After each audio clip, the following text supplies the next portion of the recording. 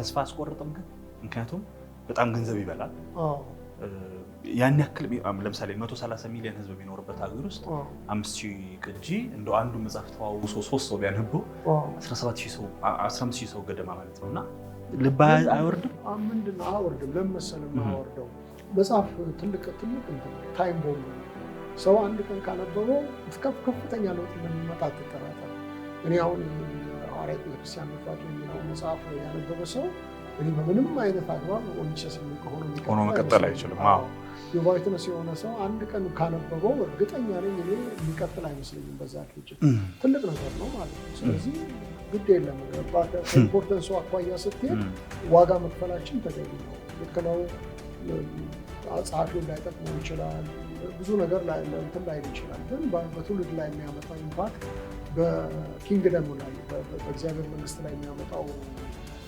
ተጋቦት ወይም ውጤት በጣም በጣም አመርቂ ነው ስለዚህ ከዛ አኳያ ስታየው ምንም ማለት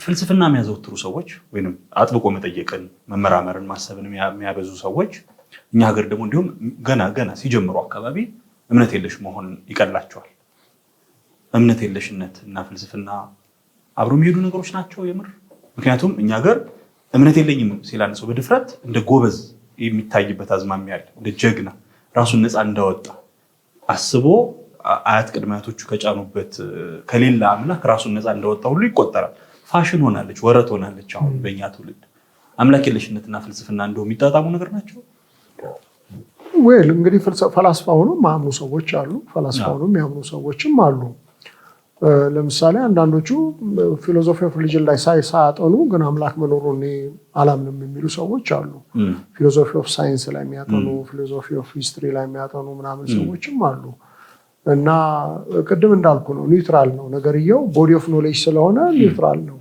ግን ሰውየው እንዴት ነው የሚጠቀምበት የሚለው ነገር ነው ፍልስፍና የተማረው በደንብ ሊያራቅቀው ይችላል ሙጉቱን አራቆ ሊያቀርበው ይችላል ስለተማረው ነገርየው አራቆ ሊያቀርበው ይችላል ግን ሁለቱም አሉ ግን የምርምር ውጤት ነው ልትለኝ አትችልም ቀደም እንዳልኩ ኩዊንተን ስሚዝ የዓለማችን ስመጥር ፈላስፎች እንደውም የአሜሪካን ሀገር ዘ ማጆሪቲ የሚባሉት ክርስቲያኖች ናቸው አንድ ሰው በትክክል ከተፈላሰፈ አምላክ መኖሩን ወደ ማወቅ ነው ያዘነው ያ እንግዲህ ዲፔንድስ ማለት እንግዲህ እኔ እነዚህ አሁን ኮስሞሎጂካል ኦንቶሎጂካል ምናምን የሚባሉት ሙጉቶች ጥሩ ናቸው ግን የራሳቸውም ችግር አለባቸው ብዬ እምላለሁ እኔ እንደ ፕላንቲንግ ነው ማሰብ በዚህ ነገር ኢንፍሉዌንስ ያደረገኝ አሁን ዊሊያም ሌን ክሬግ ጋር ብትሄድ ጄፒ ሞርላንድ ወይ ሌሎቹ ጋር ብትሄድ እነዚህ ሙጉቶች ኮስሞሎጂካል ኦንቶሎጂካል ምናምን የሚባሉት ሙጉቶች በጣም ማንንም ሰው ማሳመን ይችላሉ የሚል ሀሳብ አላቸው እኔ ማንንም ሰው ማሳመናቸውን እርግጠኛ አይደለሁም ነው የምለው ከዛ ይልቅን ቢሊፊንግ ፕሮፐርሊ ቤዚክ ነው ብዬ ነው ማምነው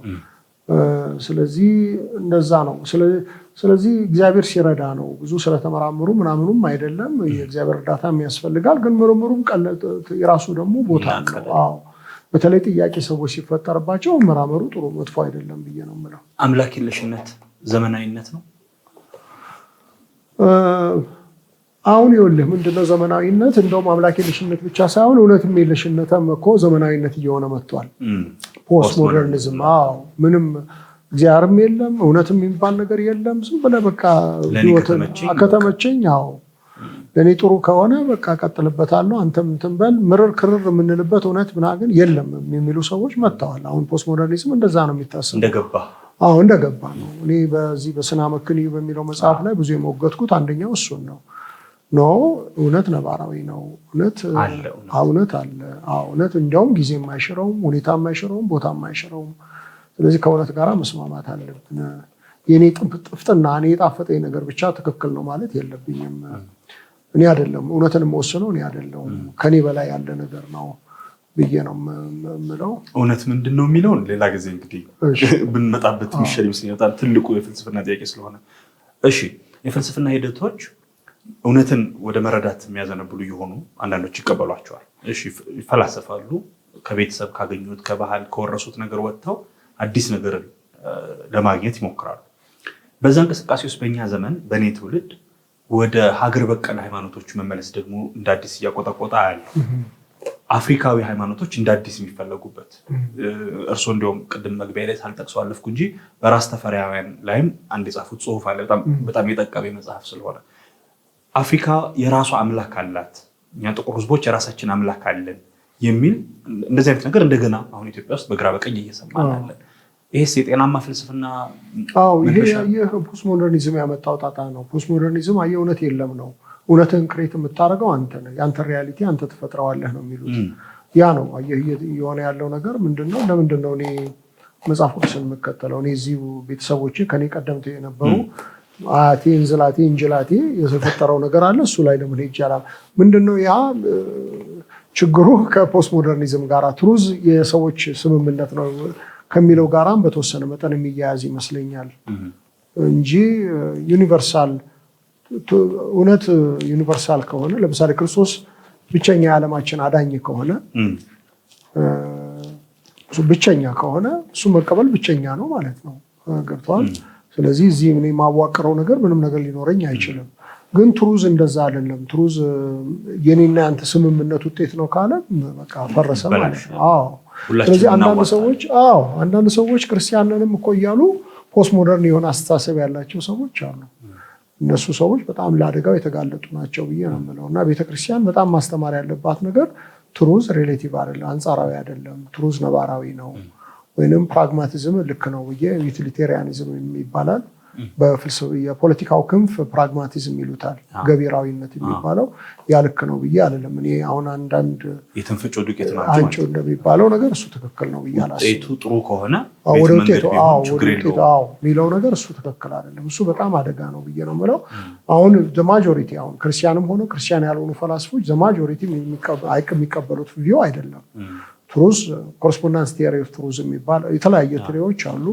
ኮረንስ ቲዮሪ ኦፍ ትሩዝ አለ፣ ፕራግማቲክ ቲዮሪ ኦፍ ትሩዝ አለ፣ ኮረስፖንዳንስ ቲዮሪ ኦፍ ትሩዝ አለ። እና እንግዲህ አብዛኛው ሰው እኔ የማውቃቸው ብዙዎቹ ፈላስፎች ኮረስፖንዳንስ ቲዮሪ ኦፍ ትሩዝ ነው የሚቀበሉት። ስለዚህ ያ ማለት ደግሞ ትሩዝ ነባራዊ ነው ማለት ነው። አንድ ፕሮፖዚሽን እውነት ነው የሚባለው እንደ ሪያሊቲው ከሪያሊቲው ጋር ተገናዝቦ እውነት ሆኖ የተገኘ ነገር ብቻ ነው። እና እኔ ለዚህ ለባህላዊ ሃይማኖቶች ማንሰራራት መንገድ የከፈተው ራሱ የፖስት ሞደርኒዝም የሚባል አስተሳሰብ ነው ብዬ ነው የማስበው። እሺ፣ የእርሶ መጽሐፍ የስነ አመክንዮን የሙግት አደረጃጀት አገማገምና አሰናዘርን ሳነብ አንድ ነገር በጣም ፈተነኝ። እኔ እንግዲህ እርሶ ዛሬ በተቀመጡበት ወንበር ላይ ከበርካታ ሊቃውንት ጋር በሃይማኖት ጉዳይ በኢትዮጵያ ኦርቶዶክስ ተዋሕዶ ቤተክርስቲያን ጉዳይ ለመጫወት አንዳንዴም ለመከራከር ሞክሬያለሁ። ቁጥር ስፍር የሌለው መረጃ ቀርቦልኛል። አንዳንዱን ቆይ እስኪ ብዬ ፈርቼም ጭምር ይዤዋለሁ። እሱ መካድ አልፈለኩም። የእርሶ መጽሐፍ ላይ ከዚህ አሁን ከጠቀስኩት መጽሐፍ ገጽ 271 ነው የምጠቅሰው። ለመረጃ ስለማይሸነፉ ሰዎች ያነሱና ስለ ዲሉዥን ያነሳሉ።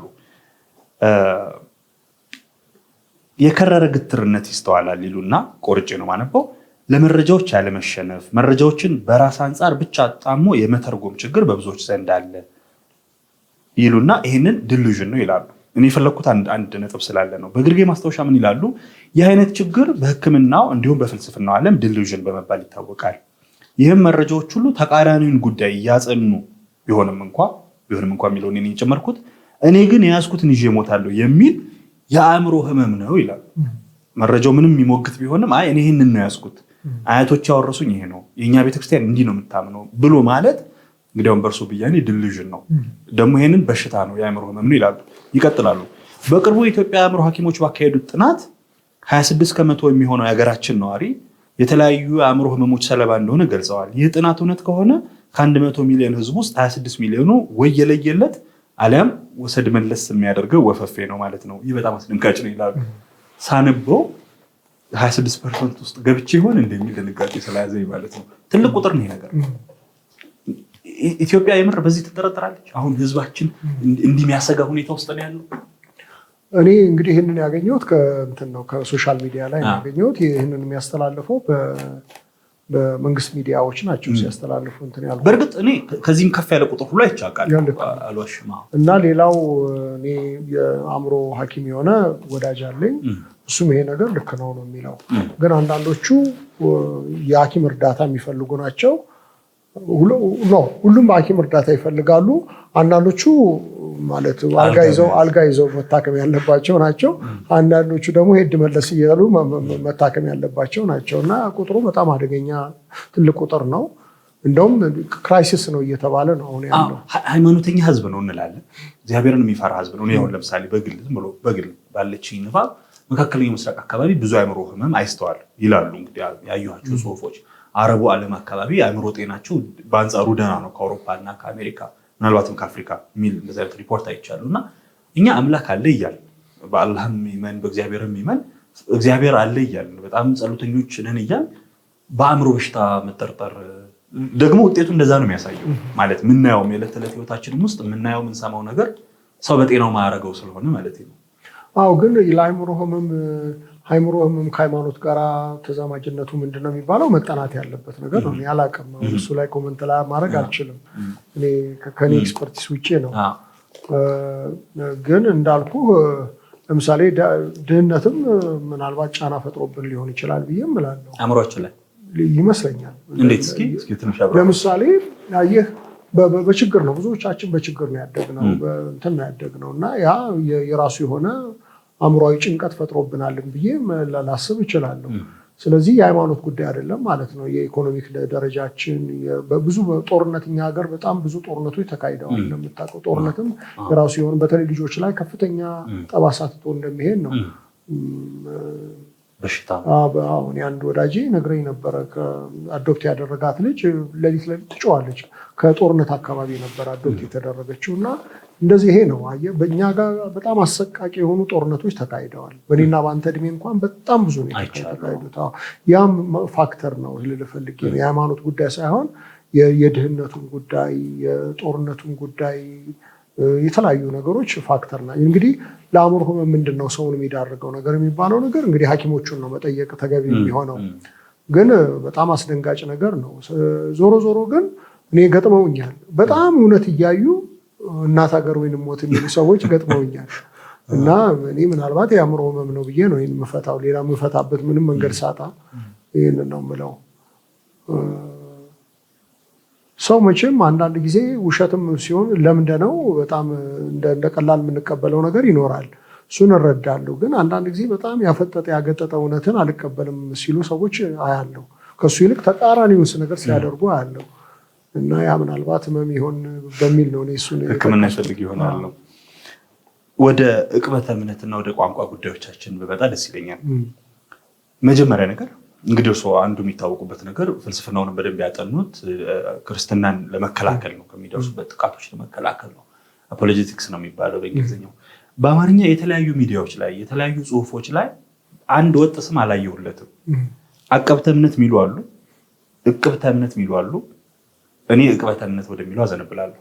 ስሙ በትክክል በአማርኛው የትኛው ይሻላል? ደግሞስ ምንድን ነው? አንዳንድ ሰዎች ደግሞ ምካቴ እምነትም ብለውታል። እኔ ከሁሉም የሚሻለው ዕቅበተ እምነቱ ነው ብዬ ነው የምለው። ምካቴ የሚለው ሞሮፍ መመከቱ ብቻ ላይ ነው።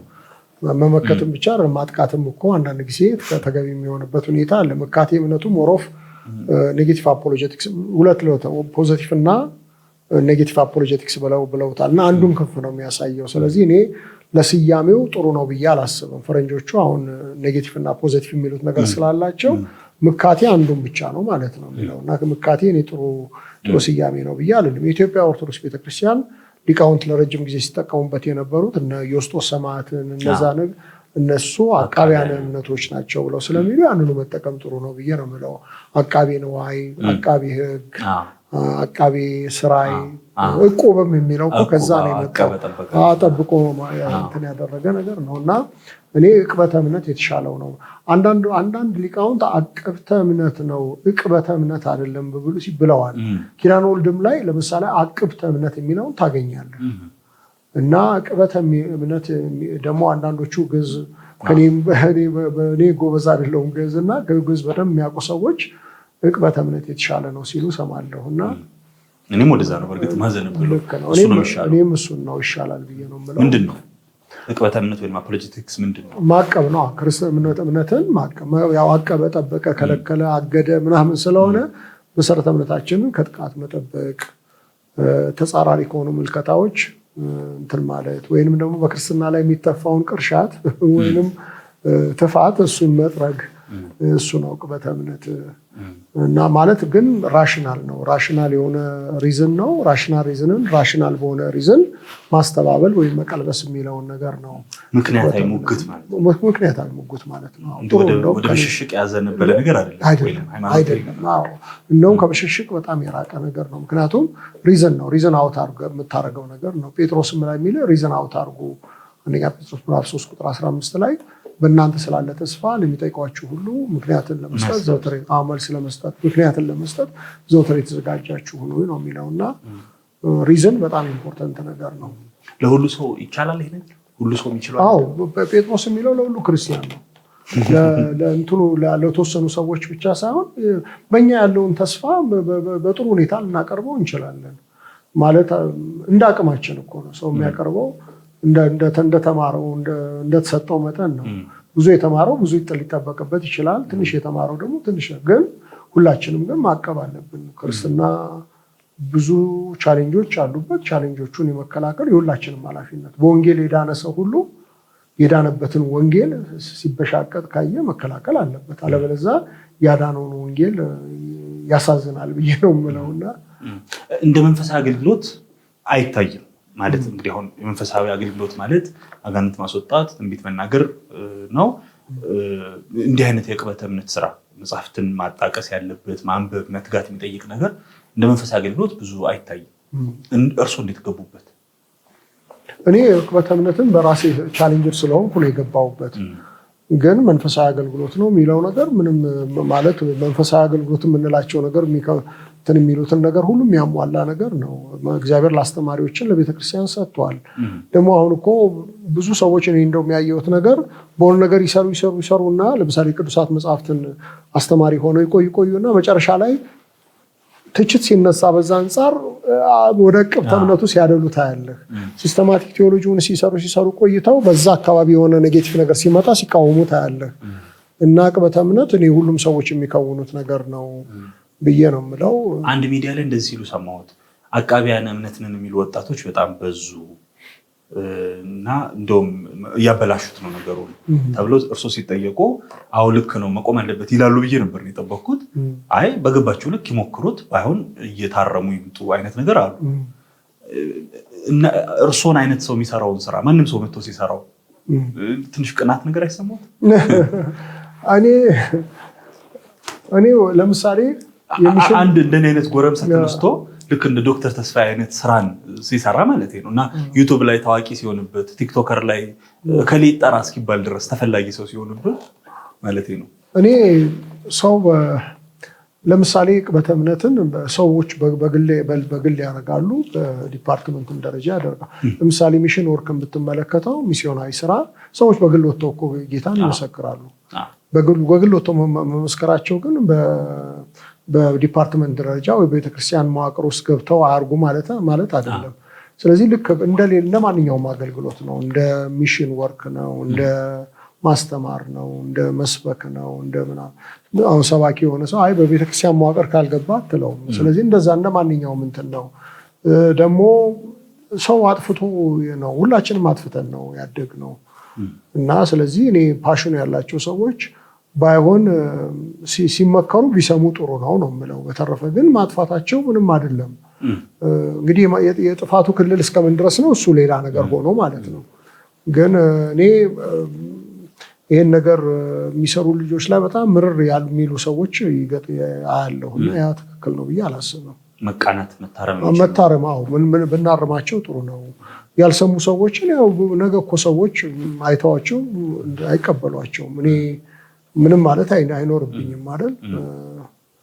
ስለዚህ በትህትና ማቅናት ነው ያለብን። እርስዎ ከተናገሩት ውስጥ እኔ በጣም ልቤን የገዛው አቃቢያን እምነት የሚሆኑ ሰዎች ወይም ቅበተ እምነት ውስጥ የሚሰሩ ሰዎች ስለ እያንዳንዱ ሌሎች ቤተ እምነቶች በደንብ ማወቅ አለባቸው ያሉትን እሱን በጣም ገንዘብ አድርጌያለሁ። ምክንያቱም ምን ያጋጥመኛል፣ እኔ እንዳልኩት ኦርቶዶክሳዊ ነኝ። እኛ ማናምነው እኛ ማንለውን ትላላችሁ ሲባል እሰማለሁ። በእኛም ወገን ደግሞ አንዳንድ ጊዜ እናንተ ማታምኑት እንደውም ብሎ ተባራሪ ሰው ያለውን ይዞ እነሱ እንደዚህ ነው የሚያሉት የሚል ሙግት ስለምሰማ ነው። ዕቅበተ እምነትን በተቋም ደረጃ የሚያገለግሉበት መስሎኛል። እርሱ በደንብ ይነግሩኛል። ተስፋ አቃቢያነ ክርስትና ማህበር የሚባል ማህበር አለ። 20 ዓመት ሊሞላው ነው በቅርቡ። 28 ነው። ይቅር ይበሉኝ። እሺ፣ ማን ነው? ምንድን ነው ይሄ ማህበር? ምንድን ነው የሚሰራው? ትንሽ ይንገሩን። ተስፋ አቃቢያነ ክርስትና ማህበር በ1990 ዓ.ም ነው ኢትዮጵያ ውስጥ የተቋቋመው። ፍትህ ሚኒስቴር ነበር በወቅቱ እውቅና የሚሰጠው። እውቅና ከዛ አግኝተን ከ1990 ጀምሮ እስከ ቅርብ ጊዜ ድረስ ስንሰራበት ነው የቆየ ነው። በኋላ ግን እኔ አሜሪካን ሀገር ከሄድኩ በኋላም ደግሞ በአሜሪካን መንግስት እውቅና አግኝቶ 501c ይባላል።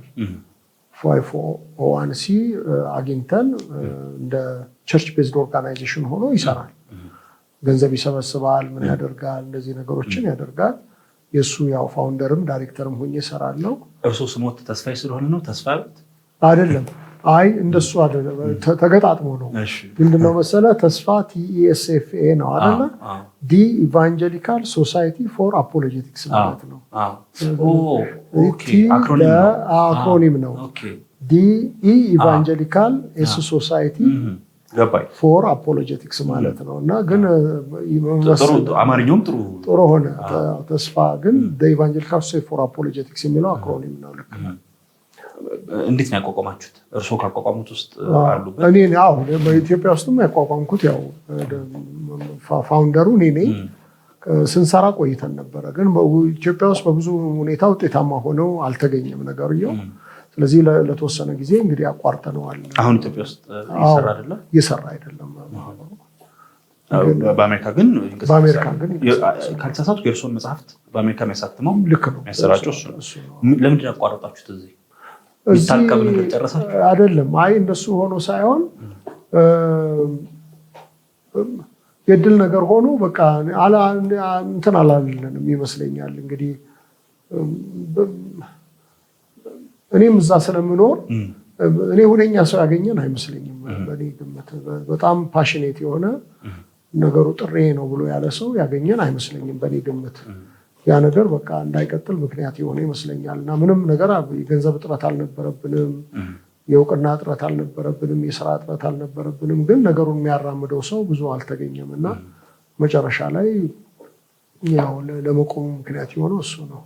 እንደገና ግን የሚያስፈልግ ይመስለኛል። ምክንያቱም አንዱ ትልቁ ስራው መጽሐፍትን ነው። የእርሶን መጽሐፍትም የሌሎችንም አይቼ አውቃለሁ ጽሁፎች።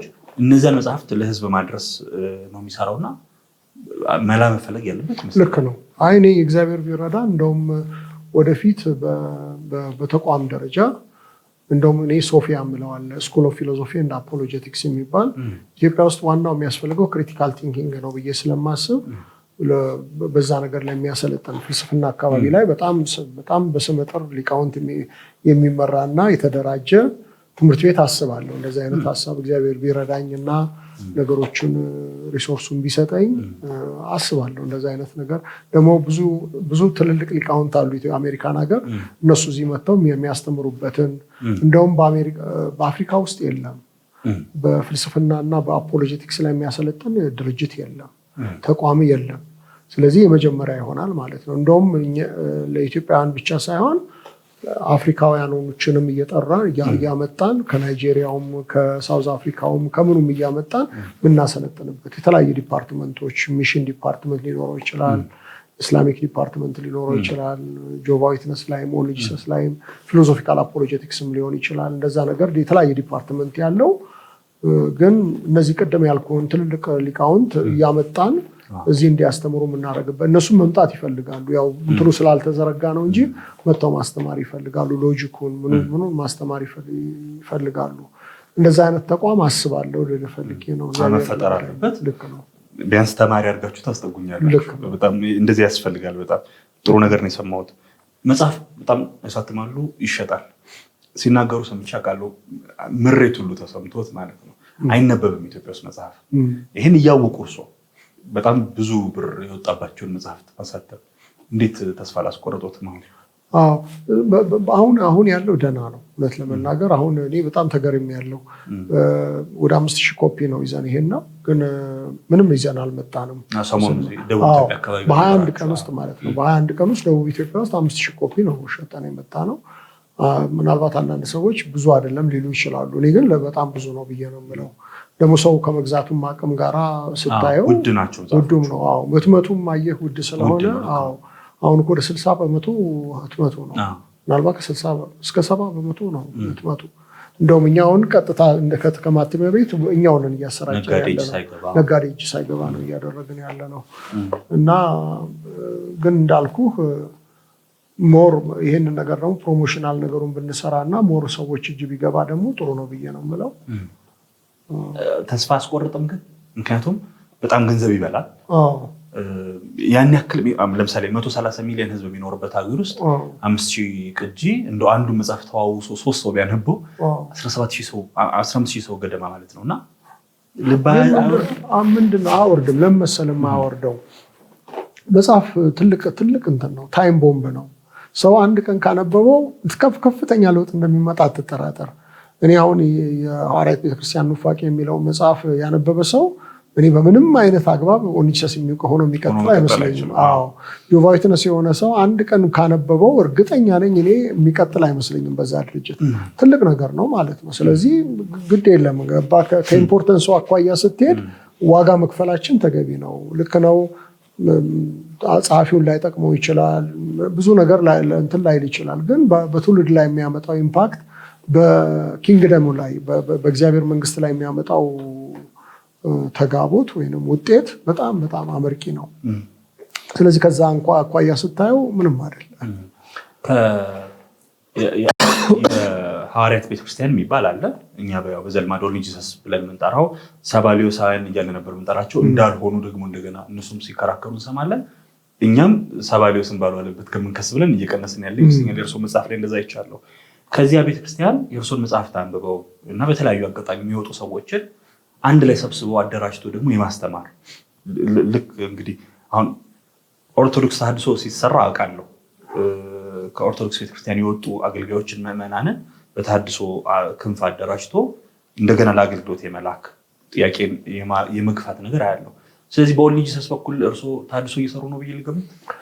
አዎ እየሰራን ነው። አሁን የሚገርምህ አንድ ግሩፕ እያቋቋምን ያለ ነው።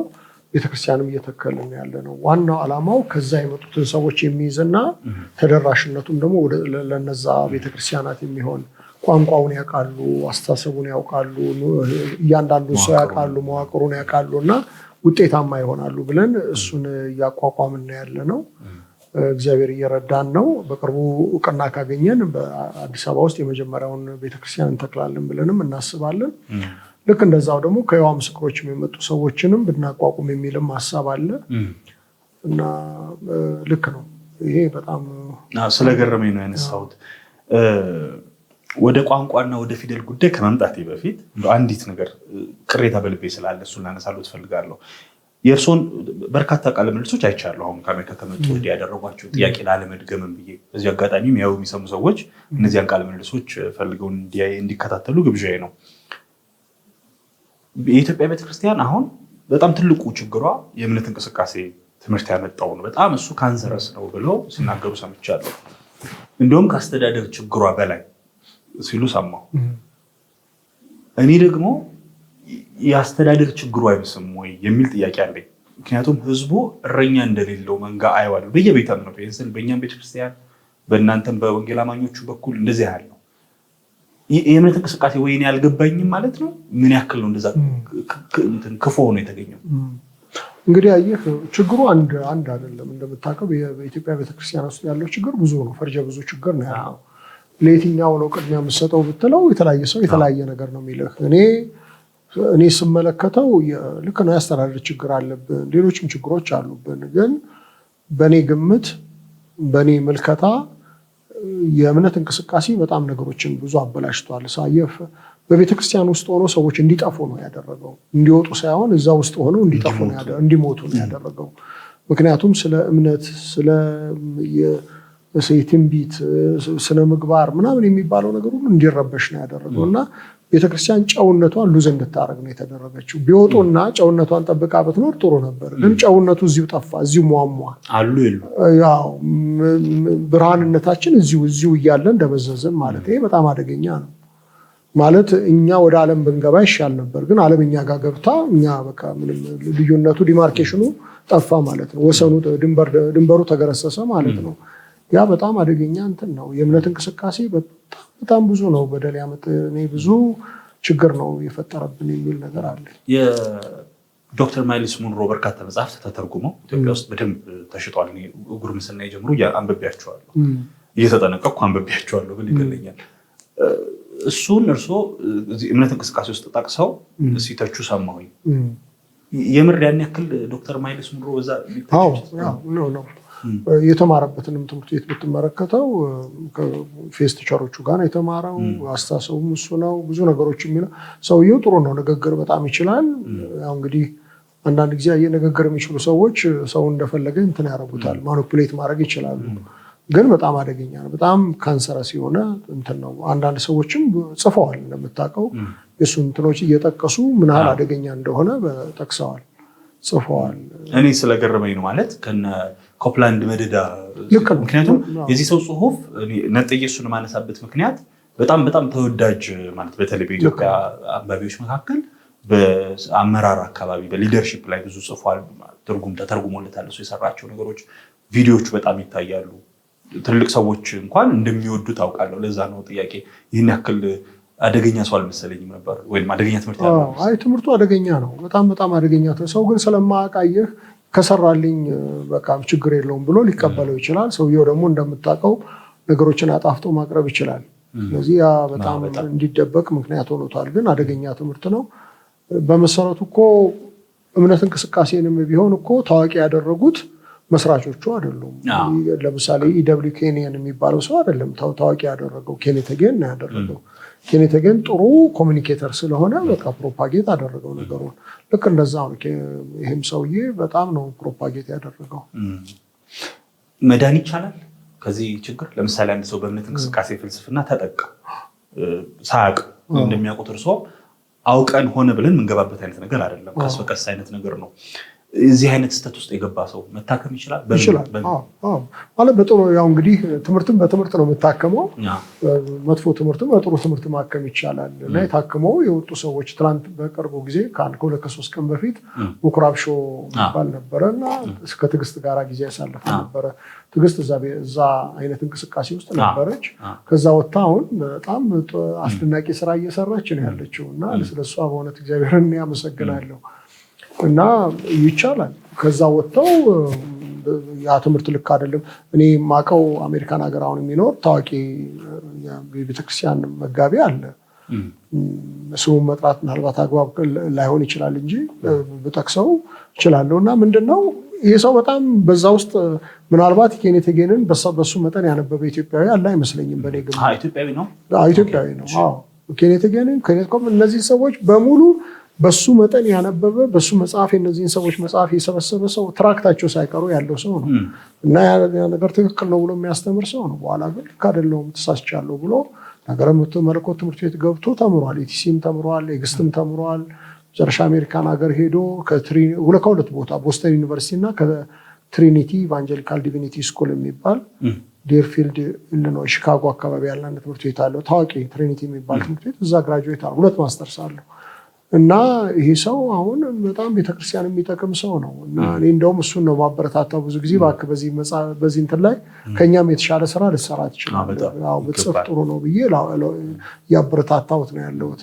ምናልባት እግዚአብሔር ፈቃዱ ከሆነ አሁን የኔና የሚኒሊክ መጽሐፍ ላይ ዶክተር ውድነህ እንዳይላሉ እና ይሄ ሰው እንዲጽፍ ለአበረታታ ያስባለሁ። እና አራታችን ሆነን በእኛ ላይ ምናልባት የኛንም ጨምረውበት አፋፍተውት ማፋፈት ያለባቸው ነገር አፋፍተውት መጽሐፍ አድርገን ዳጎስ ያለ መጽሐፍ ምናልባት 300-400 ገጽ ብናወጣ የሚልም ሀሳብ አለኝ።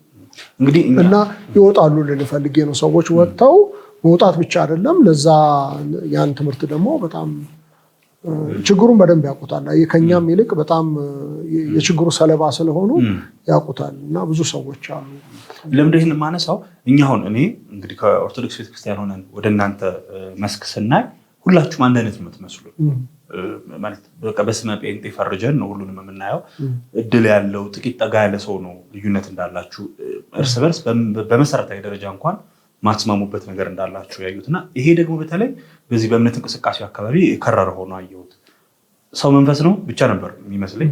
በኋላ አለው ከጀርባ ብዙ ነገር እንዲህ አይነት ነገሮችን ስላየሁ እና መቀራረብ አይቻልም ማለት ነው ከእነዚህ ሰዎች ጋር ግን ወይ መቀራረብማ ከማንኛውም ሃይማኖት ሰው ይገባል ማለት ለሃይማኖት ማለት ነው አሁን ለውይይት አይደለም ቤተሰብ በጣም አደገኛ ነው በጣም አደገኛ ትምህርት ነው በጣም ቆሻሻ ትምህርት ነው በእውነት በጣም ቆሻሻ ትምህርት ነው እና ምንም መሰረታዊውን ነገር የሚያዛባ ትምህርት ነው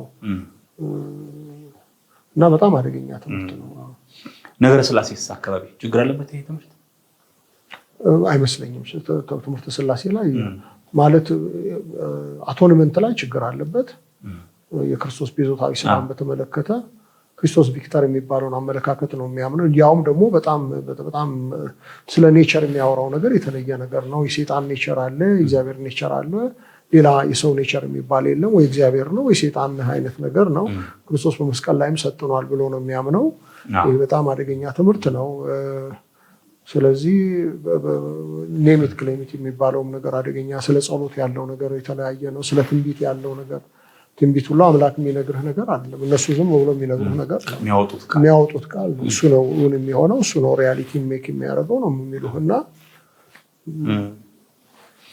እሺ ነገረ ስላሴስ በቤተክርስቲያን ውስጥ አደጋ ላይ እንደሆነ እርሶ አልታዩት ይሆን ለምንድን ነው የምልዎት እርሶ ብዙ ጽፈዋል በስላሴ ጉዳይ ላይ አንድ መጽሐፍ ብቻ ማለለው ነው በየመጽሐፎቹ ስለሚያነሱት አሁን ደግሞ የስላሴ ትምህርት እንደገና ችግር ውስጥ የገባ እንዲመስለኝ የሚያደርጉ ነገሮች አሉ የሽንቾንጂ እምነት አለ አሁን አዲስ ከኮሪያ በደንብ ውስጡን እየተዛመተ ያለ በድብቅ መሰራጨቱ ነው አንዱ ጠባዩና አብ ወልድ መንፈስ ቅዱስ አንድ እግዚአብሔር የሚለው ትምህርት አደጋ ውስጥ ነው ያለው ብለው ያስባሉ እርሶ በኢትዮጵያ ወይስ ደህና ነን አይ አደጋ ውስጥ ነው ግን አደጋ ውስጥ ያለው ባለማወቅ የመጣ ችግር እንጂ በማወቅ የመጣ ችግር አይደለም ብዬ ነው የምለው ባለማወቅ የመጣ ችግር ስልህ ሰዎች ስለ ቤተክርስቲያን ስለማታስተምር አያውቁም ያ ነው ችግር የሆነብን እንጂ አውቀው ግን አይ ይሄ ነገር ልክ አይደለም ያሉ ሰዎች አይደሉም ያሉት እኛ መካከል ስለዚህ ምንድነው ሲን ኦፍ ኮሚሽን እና ሲን ኦፍ ኦሚሽን የሚሉት ነገር አለ እኛ ጋር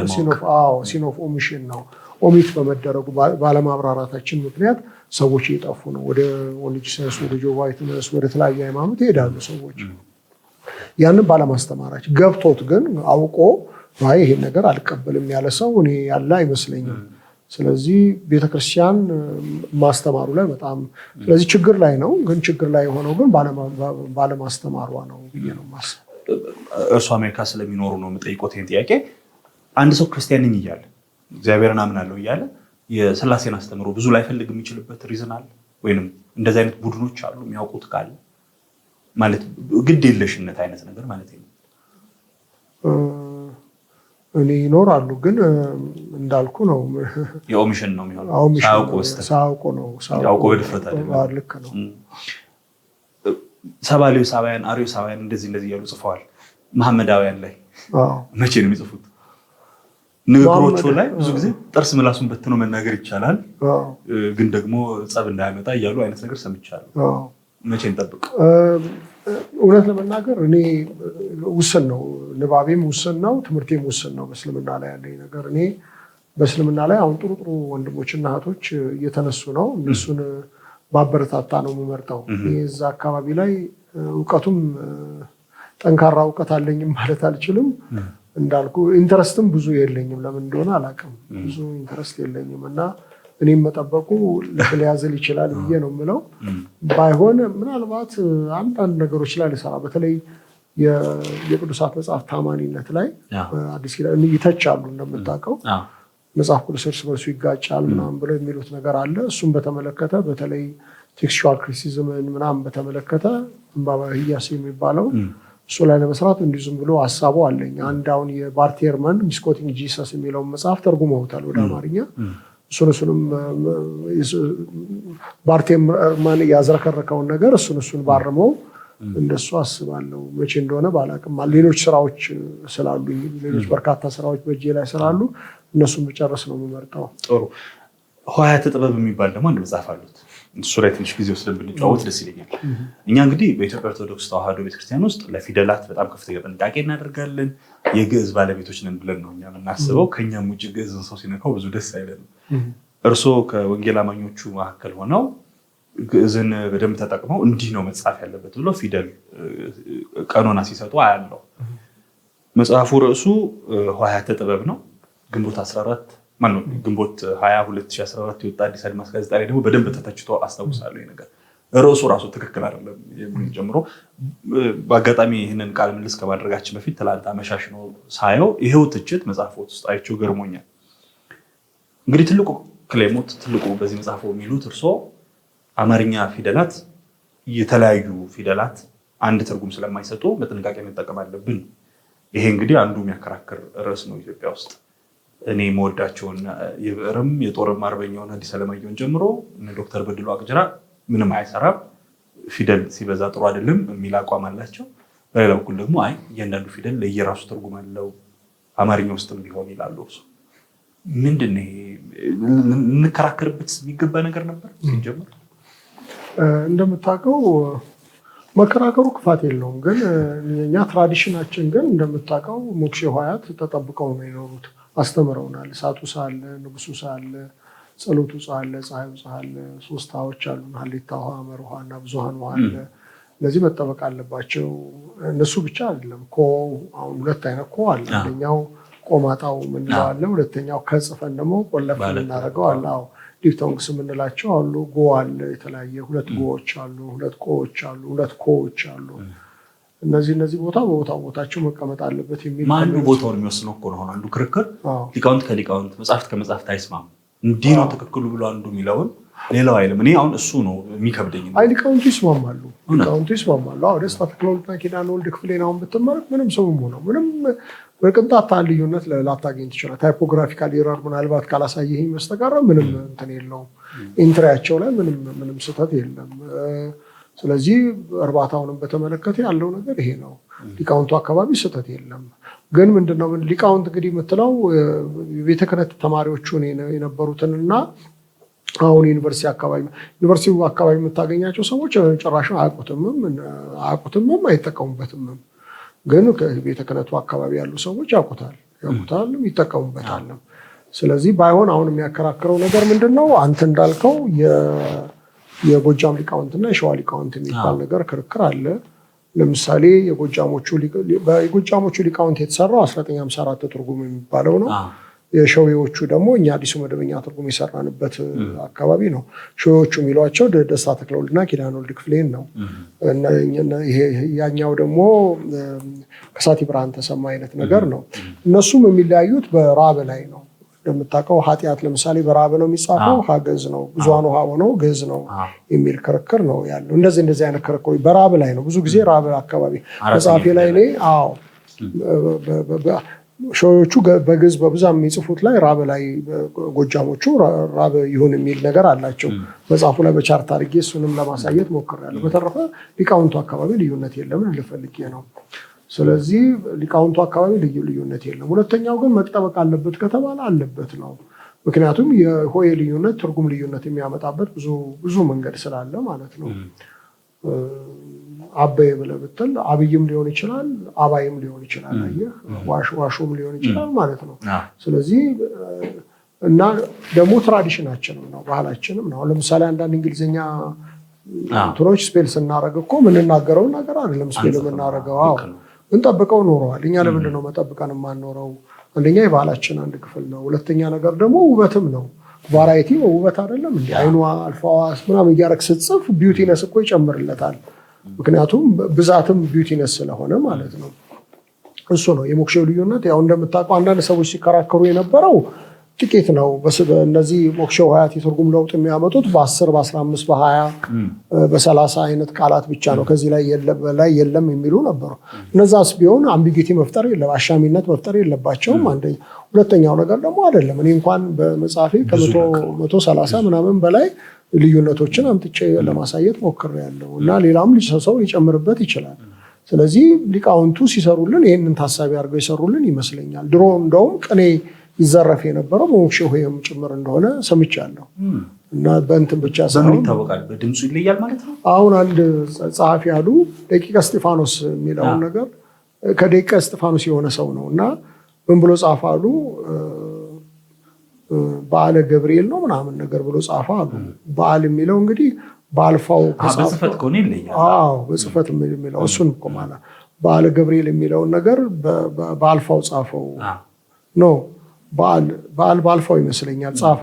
መጽሐፍ የነበረው በአይኑ ነበረ። በአይኑ በዓል ከሆነ የብሉይ ኪዳኑ በዓል የሚባለው ጣዖት ይሆናል እና ምን ማለት ነው? የገብርኤል አምልኮ ምናምን ጣዖት ነው ምናለ ማለት ነው። እንደዚህ ሁሉ ነበረ እና እስከዚህ ድረስ ያደርጉ ነበር። በተለይ በክትበት ላይ በጽሁፍ ላይ ንግረት ላይ ሳይሆን ክትበት ላይ እንደዚህ አይነት ነገሮች እንደነበሩ ሁሉ ሰምቻለሁ። እና ያ ትራዲሽንን ሁሉ የሚደመስስ ነው። ያ ደምሳሽ መሆን የለብንም። መማር ደግሞ እኔ እንደምታውቀው አማርኛ እኮ ሜጀሬም አይደለም እኔ ጎበዝ ከሆንኩኝና ይህን ነገር ካወቅኩኝ ማንም ሰው ጎበዝ መሆን ይችላል። እኔ ይሄን መጽሐፍ ያነበበ ሰው ሁሉ ጎበዝ ይሆናል ብዬ ነው የማስበው። እኔ ማለት ለማየት ሞክሬያለሁ። እንዴት ማለት ብዙ ናቸው። እንዴት አድርገን መርጠን እንችላለን ራሱ የሚል ጥያቄ አለኝ። ቅድም እንደው የጎጃምና የሸዋ ሊቃውንት ብለው ቀለል አድርገው አልፏት እንጂ ለምሳሌ መጽሐፍ ቅዱስ ላይ ስናነብ ውሃ የሚለው ቃል በሁለቱ ውሃዎች ተጽፏል። በሁለቱም አይቻለሁ። በሀሌታ ሐራ በእምዘር ተጽፎ አይቻለሁ፣ በብዙሃኑም ውሃ ተጽፎ አይቻለሁ አንድ መጽሐፍ ቅዱስ ላይ እና እውነተኛ ምንጫችን ማን ነው? እንደዚህ አይነት ችግሮች ሲኖሩ ማንም ይዳኛል? ጥሩ ዳኛው ደስታ ተክለወልድና ኪዳነ ወልድ ክፍሌ ናቸው። እነሱ ላይ እኔ አይቼ አላውቅም። እኔ ብዙ ዓመት ኮንሰልት አድርጌያቸዋለሁ። እኔ ልዩነት አይቼ አላውቅም። ውሃ የሚለው ነገር እንዳልኩ ነው። ጎጃም ሊቃውንት በብዙሃን ውሃ ይጻፍ ራብ ነው መሆን ያለበት ይላሉ። በራብ ነው ክርክሩ። በራብ ነው። እንትኖቹ ሾዎቹ ግን ሀሌታ ውሃ ነው ብለው ነው የሚሉት። ራብ መሆን አለበት ነው የሚሉት። ስለዚህ በአንዳንድ ፖይንት ላይ ልክ ነው፣ እስማማለሁ። ጎጃምና በሸዋ ሊቃውንት መካከል የተወሰነ ልዩነት አለ። እሱም ደግሞ ራብ እንግዲህ አፍ ያስከፍታል የሚባል ነገር አለ። ከግዕዙ ይልቅ ሀገዝ ይልቅ ሀራብ ትንሽ ከፈታፍን ያናስከፍታል። ስለዚህ እንጂ ስለዚህ የአክሰንት ከአክሰንት ጋር የተያዘ ነው የሚሉም ሊቃውንት ገጥመን ሲናገሩ ሰምቻለሁ። እና ያለው ነገር ይሄ ነው። ሞክሼ ውሃት መድኔ መጠበቅ አለባቸው ብዬ ነው የምለው።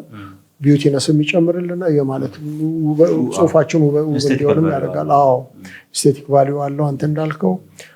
ከእንደገና ደግሞ ትርጉም ላይ ልዩነት የሚያመጣሉ እና ደግሞ ትራዲሽናችንን ፓርት ነው ብዬ ነው። እንደውም እዚህ መጽሐፍ ላይ 5 ነው 6 ሙግቶችን አቅርቤያለሁ። ለምን ሞክሼ ውሃትን መጠበቅ አለብን የሚባለው ከባድ ነው የሚለው ነገር ላይ እኔ ብዙ አልስማማም። ምክንያቱም እኔ ካወቅኩኝ ማንም ሰው ማወቅ ይችላል ብዬ ነው የምለው። ምክንያቱም ትንሽ ነው። አሁን ለምሳሌ ስለ አልፋዋ ማወቅ ሁሉም በአልፋዋ ነው የሚጻፈው። አይኗዋ ብቻ ነው። አይኗዋ ደግሞ ትንሽ ነው። ምናልባት 100 ቃላትን ካስታወሰን በቂ ነው። እና አዲስ አበባን ሲጽፍ እርሶ በአይኗ ነው። ልክ ነው። ይሄ ለእኔ በጣም ባዕድ ነው። እንግዲህ ልጅ አድርጌያለሁ ብዬ አዲስ አበባን ማንም እንግዲህ በአልፋው ነው የሚጽፈው። ከህገ መንግስቱ ጀምሮ ሁሉም ቦታ በአልፋዋ ነው የሚጽፈውና እንዲህ አይነት እንግዳ ልምምድን መቀበል ራሱ ነው ከባድ የሚመስለኝ። ለምሳሌ አዲሱ መደበኛ ትርጉምም አዲስ አበባ የሚለውንም አዲስም የሚለውን ቃል በአልፋው እንጻፈው ብለዋል። በአልፋው እንጻፈው ብለነው መግቢያው ላይ አይተው ከሆነ አዲሱ መደበኛ ትርጉም ላይ ያ ነገር ኮንቬንሽናል ነው ማለት እንስማማበት ተብሎ እንጂ ስለሆነ አይደለም። እና አንዳንድ ጊዜ እንግዲህ ምንድነው ስህተት ሲሰለጥን ቀኖና ይሆናል ይባላል። እና አንዳንድ ጊዜ ውሸቶች ይደጋገሙና እንደዛ ግን ሊቃውንቱ ብለውናል። በአይኑ ነው እሱን ጠብቀን መጻፍ። አሁን እኔ ትቻለሁ ስትሪክትሊ ደስታ ተክለወልድና ኪዳነ ወልድን መከተሉ ይሻላል ብዬ ነው የምለው።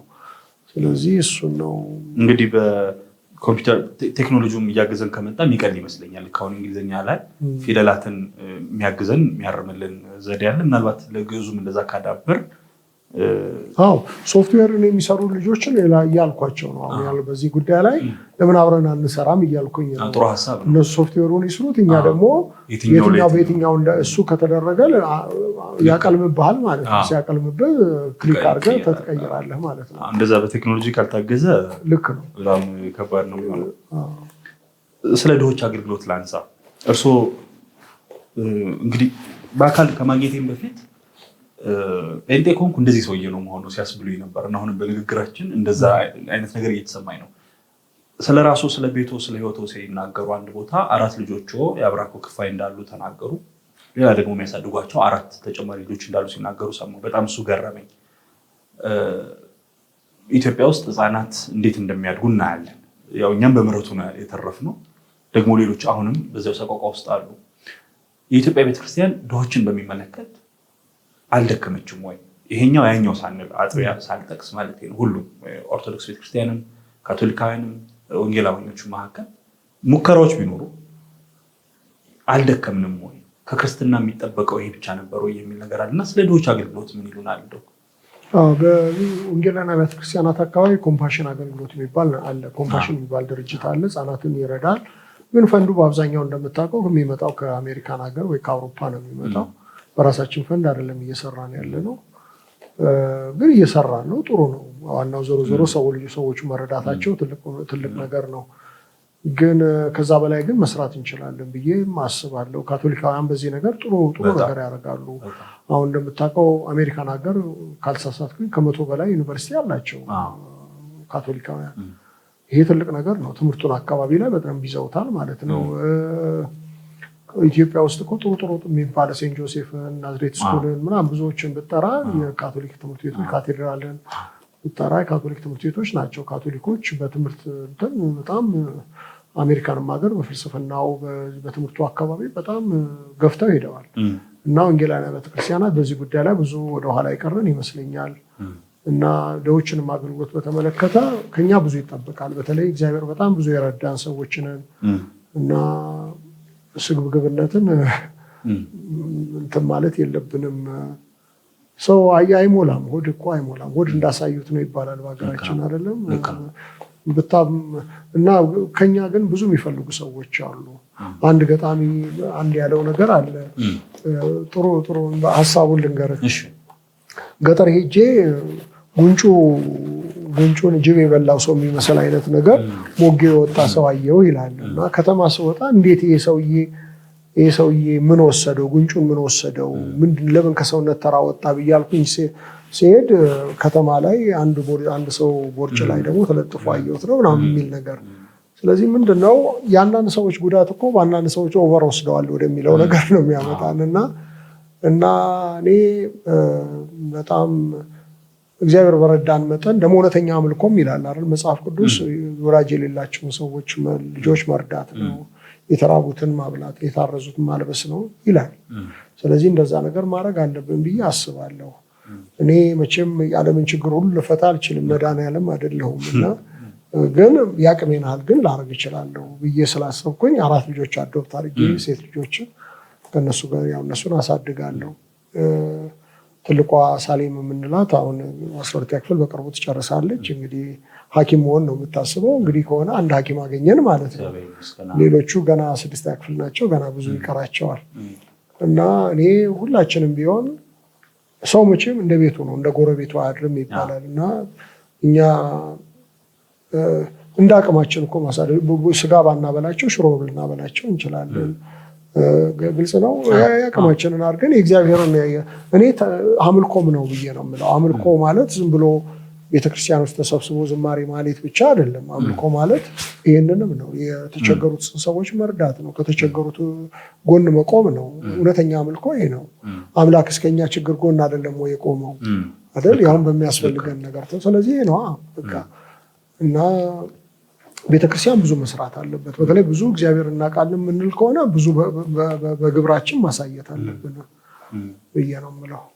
የሰው ልጅ የሰው ነው ይላል የኛ ብሂል። እሱን ፈተና እንዴት አለፉት እርሶ? የአንተም ልጅ እኮ ሊያስቸግርህ ይችላል፣ የሰውም ልጅ ሊያስቸግር ምንም ማለት አይደለም። የኔ ልጆች ሁሉ 4ቱም አሁን ጥሩ ይሆናሉ ልትለኝ አትችልም። አስቸጋሪ ልጅ ይኖራል። ከነዚህ መካከል ያስቸግር ምንም አይደለም።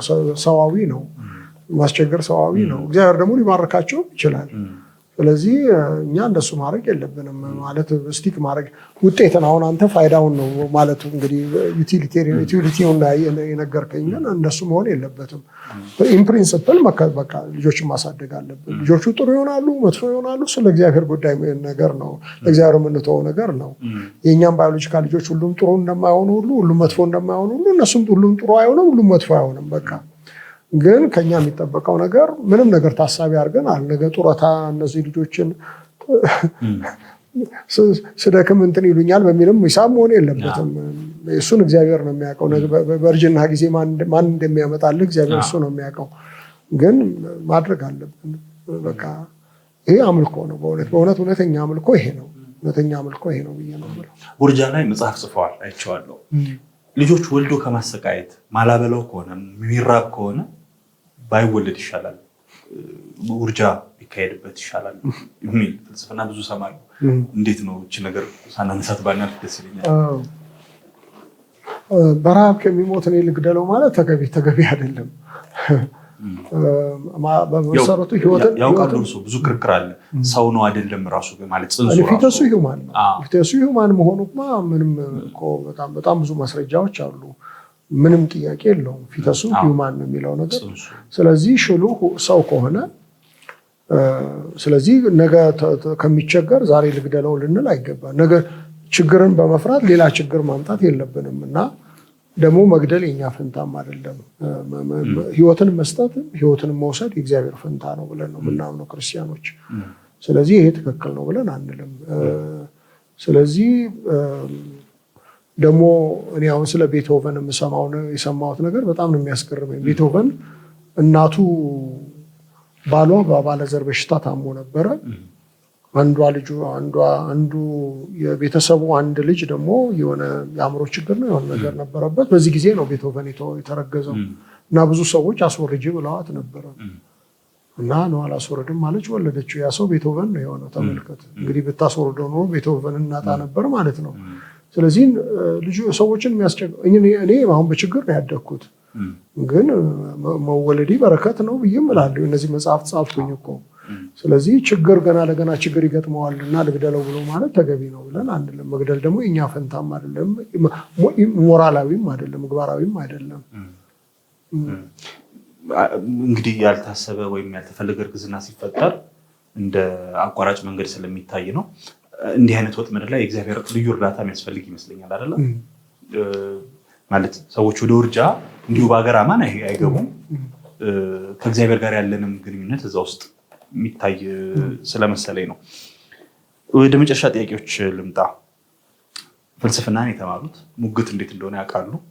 በሃይማኖትም ቀናኢ ኖት፣ ግን ሲከራከሩ በጣም ዝግ ብለው ነው የሚከራከሩት። ብዙ ቦታ ያዩታሉ። እኔ አያስችለኝም። እንዴት ነው የቻሉበት? ነገር ተፈጥሮ ጠባዩ ነው ወይስ? አዎ፣ ግን ቁም ነገሩ እኮ ጋል ማለቱ አይደለም። ቁም ነገሩ እንደዛ ነበር የሚመስለኝ። አዎ፣ ምንድነው የምትለው ነው ዋናው ነገር።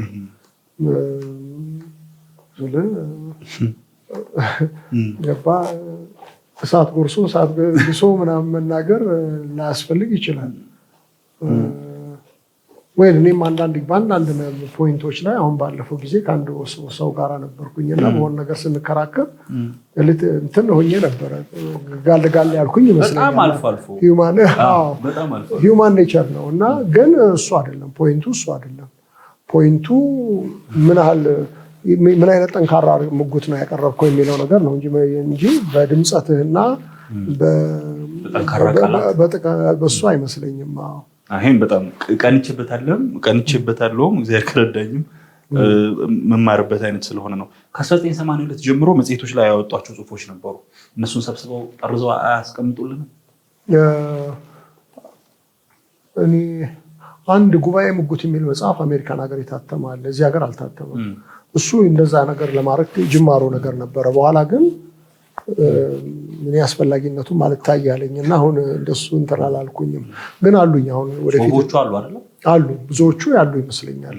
አንዳንዶቹ የሉኝም። አንዳንድ ሰዎች የላኩልኝ በዚህ ጊዜ እንደዚህ ጽፈ ነበር፣ በዚህ ጊዜ እንደዚህ ጽፈ ነበር ብለው ከመጽሔት ላይ በተለይ አንድ ወንድም ነበር በአንድ ወቅት መጽሔት ላይ እኔ ብዙ እጆቼ ላይ ያልገቡትን ነገር ሁሉ ልኮልኝ ነበር። እሱንም ዶክመንት አሁን የት ጋር እንዳለም አላውቅም።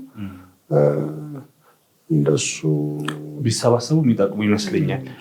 በዙም ትምህርት ይሰጡ ነበረ ዕቅበተ እምነት ላይ።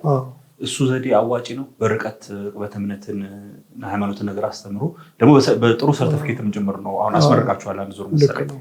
አንደኛ ስለሱ እስኪ ትንሽ ይንገሩኝ። ምናልባት እድሉም ካለ እኔም ራሱ ብማር ደስ ይለኛል። እኔ ከቀዳዳ ይሻላል ጨምዳዳ እንደሚባለው ነው። ካለማስተማር ማስተማር ይሻላል። ቢቻል በአካል እየተገናኘን ብናስተምር፣ ካልሆነ ደግሞ እነዚህን ሚዲያውን ዘመኑን ያመጣውን ነገር ያፈራውን ነገር እየተጠቀም ብናስተምር ጥሩ ነው ብዬ ነው የምለው።